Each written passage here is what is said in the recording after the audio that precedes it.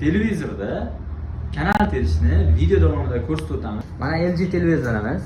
Hop, zavodskiy nastroykadan keyin holatda turibdi. Mana kimga til bo'lsa, o'sha tilni o'ziga kerakligini tanlab oladi. Magazin домашний turadi. Домашний tanlab olamiz. Bu o'tib ketamiz. Mana avtopoyezd turibdi.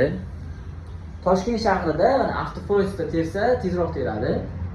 Hop, antena kabellar tiqib olgandan keyin mana antena kabelni televideniya Sputnik turibdi. Biz antenani tanlab olamiz. Kimdadir efirni deb yozilgan bo'ladi o'zbek tilida. Mana keyin kanal sekam deyapti. Bu kanal sekam bizga kerak emas.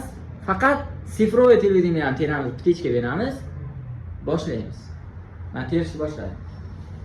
Zavodda mana 58 ta kanal, 4 ta radio topdi. Mana 100% bo'ldi. Zakret qilamiz. Hop, nastroykadan chiqib ketamiz. Hozir pulli kanallar turibdi. Mana bular pulli kanallar. Bular karta qilsa ko'rsatadi. Mana mini yurtim o'zimizning kanallar. Mana ko'rsatib tayyor. Televizorda yoniq holatda qanday qilib kanal terishni o'rgatamiz. Menyuni bosib olamiz. Mana kanal turibdi. Kanalga OK bosamiz. Mana avtopoyezd, ruchnoy poyezd, redaktorlik kanal turibdi. Biz avtopoyezdga kiradimiz.